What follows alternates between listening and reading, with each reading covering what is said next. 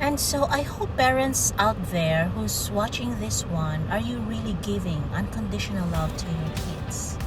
That's the thing with my parents. They did a good job there to let me find my own meaning of happiness.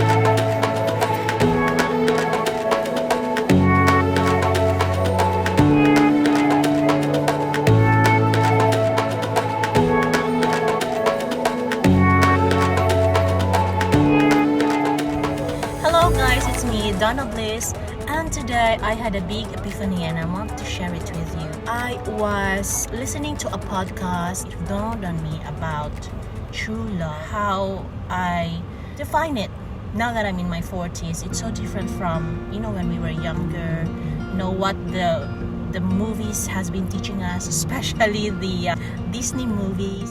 Unconditional love, what we think about it is, the parents' love to their kids, a mother, a parent, or a carer. Someone who loves their kid to its fullest, 100%, good or bad. I said carer or a foster parent because you might not be the biological parent of the kid, but the way you love them is also the same as, your blood. For example, if the kid is so bad, someone who's like in jail or anything like that, and the mom or the mother will always love their kids no matter what. This is my first definition of true love. And then growing up, when I watched movies, then I was introduced into the Disney kind of love, which is, you're so in love with each other, Romeo and Juliet kind of thing. When I was in my teens, I guess that's when the romantic true love was programmed inside my head. The usual lovers, or partners, there's no condition of loving. But if you think about it, really, if you're a parent, right, and you want your kids to be, if not the same as you, very successful, whatever your definition of successful is, you want them to have a better life than you. And sometimes, for example, if you're a doctor, you want your kids to be a doctor or an engineer or architect, something like that. And it would be so good for our ego, for example, that our kids are, the same. We have mini-me's. If you think about it, is it really unconditional love if you force them? I think it's okay to inspire them to be like you, but if you force them, like, you have no other choice but to be a farmer because who's gonna take care of the farm? You know what I mean? I'm a dentist. We have a business. It's our business for generations and generation, and now you want to be a painter, so who's gonna take care of the family business? It's like there's a guilt trip there, here and there. And do you call it unconditional love? Speaking of unconditional love to myself, yes, I have been trying to hide this, but fortunately I have no time to dye my hair. The month of May has been crazy for me. Yeah, I have unconditional love for myself. I like the idea of vlogging about the real tea or the reality about unconditional love. Is it unconditional love when you are partnered with someone who is so bad for your emotional health, probably physically abusing you, emotionally abusing you, and making your life miserable and taking the energy out of your body, like the energy vampire people? It's so not healthy to be with them. Every day it's like the life source inside you is just depleting. And so, is this what you call unconditional love?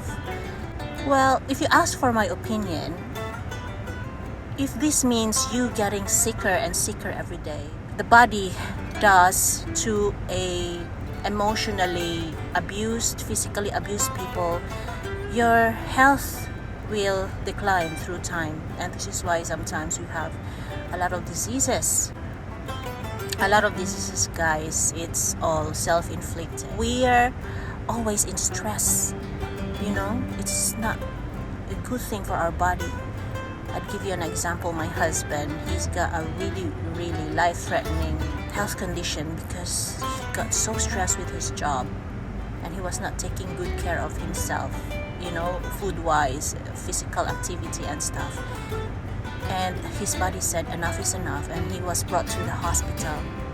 And it was a waking call for him, like, why does he have to die for his job? And so because of that, he had to redefine and to look at what he's doing to himself. You know what I mean? Is it unconditional love if the person in front of you, the person you're living with, is making you sick? Remember that song that, through good times and bad times, I'll be on your side forevermore. Do you believe that? Through good times and bad times, even if it's gonna make you sick. I don't know. But I've left friendships that are not good for me because I want my mental health to be back to normal. I want to be healthier. And it is an unconditional love for myself. Even if the society is telling you, divorce is not good, this is not what we do in our church. Is the society really there when you're in your deathbed because you become a martyr of what you believed in? What you believed in that, no, I'm not giving up. We had a pact to be together forever. And so, until my deathbed, I will be with him or her. Even if he made me sick. Is it worth it to make yourself sick? Who's gonna take care of your kids? I think it's important that we have our own compass because the other people's situation is not the same as ours. I'll give you an example. Well, I grew up with a very conservative family, and it's frowned upon being friends with your ex-lover. You're not supposed to do that because it's a maybe very uncomfortable situation and blah blah blah. But I had my own compass, and I started being really good friends with an ex-boyfriend. This person helped me go to therapy because he triggered me a lot. And so if he was like the reason why I was thinking to myself, why am I like this? Why am I acting not myself? I think something's wrong with me. And if I didn't become friends with this person, my ex, then I wouldn't go to therapy, guys. People would tell you, oh, you should not do this and do that. It's better if you look within yourself and does this situation benefit you? Or is their situation the same as yours? Because we have our own lens. We have our own filter. You know what I mean? What is painful for you will not be painful for me, or vice versa. Now that I'm in my 40s, true love for me is letting the other person be who they are, or let them find out who they want to be. That means you being not with them in their journey, then so be it.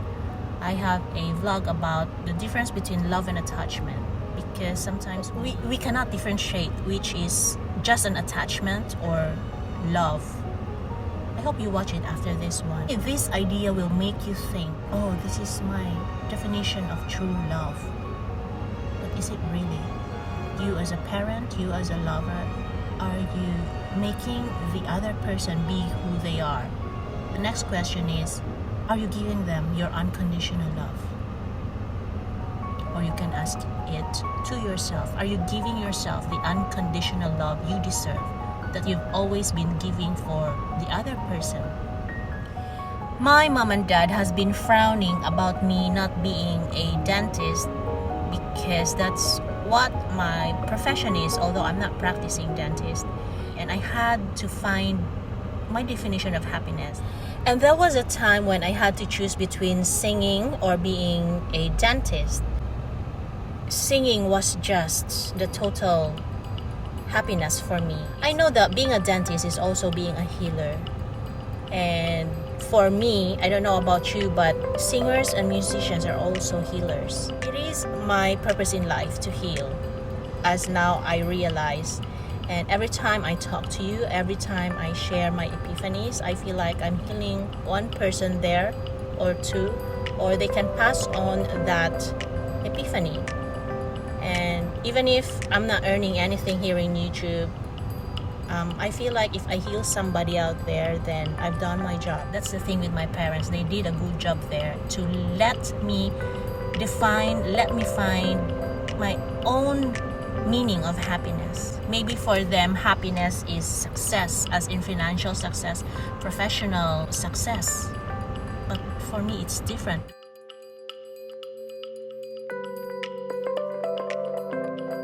Because, my environment growing up was so different from them. So I know they cannot relate to me, although they gave me their unconditional love, because they let me fail, they let me find what I wanted in life, even failed relationships. And so they're just there to support me or give me advice whenever I wanted to, but they didn't force me or made me feel like they're disappointed with me. So right now it's like I had a full-on circle moment with my mom and dad, and I told them this is why I chose this road, because my happiness and success is different from yours. They are happy for me because they know that I'm happy deep inside. If I wanted a monetary success, then I should be a dentist, isn't it? Growing up, it has never been my motivation. Money has never been my motivation. I remembered my cousin Yvonne told me that I told her before that I wanted to be a mom, and I completely forgotten about it. She remembered. So I was like, oh my gosh, okay, so that's why now in my 40s, that's why I feel so successful, because I have become what I wanted to be, to be a healer and to be a mom. And so I hope parents out there who's watching this one, are you really giving unconditional love to your kids? Are you forcing them to have the life that you want for them? It's a thought, and it's a question that make you think. And lastly, I think the last part of this vlog is about how do you know if it's true love. For me, I've come to realize that if the person has everything, they've got resources, they have money, they have success, they have everything. All you want from the person is to be loved and for you to love them. When you want to help someone or a beggar, right? A beggar has absolutely no means of helping you back because they have nothing. But you're still helping the beggar because you feel like it's the right thing to do, and you have all this positivity or kindness inside you and you just want to share it. But you know that it will never be repaid. So it's that kind of love with true love, which means that they don't need and want anything from you. They just want you to love them and them to love you. I think that's how you know that even if you love them very much, right? But then you know that you're not good for them and you can't give them the best things that they deserve. Maybe it's a peace of mind, maybe it's good emotional health, or good mental health. If you think that you're not good enough for them, so you let them go. For example, I think that's true love. Even true love for a friend, where you want them to be healthier just so they don't keep on hurting themselves. So the best way for you to do is to maybe let them go, let them be with their journey, let them be happy. If being happy means that being separated from each other, then that's true love. If you can let them go so that they can be the best version of themselves. When you see the bigger picture, and it's just not your happiness, it's also their happiness. Also, I guess as being a parent, if we think that this road here is the best way to get more success, more money, because we have our own definition of happiness, and it just so happened that our definition of happiness is not the same as our kids, right? So your kid wants this road here, not the one that you like for them, because this is what happiness means for them. And so which one are you going to choose? Your happiness or the happiness of your kid, even if you know exactly that this will make him or her a millionaire? Are you willing to give unconditional love or conditional love? It's unconditional if you can let them go and be who they are, even if sometimes you don't agree with them, but because that's what they want, then you just let them be who they are. I hope I made you think today, so have a great day. Light and love as always. If you ever feeling blue, rest assured I've been there too. We just pick up where we left off, then we toe the line. That's fine.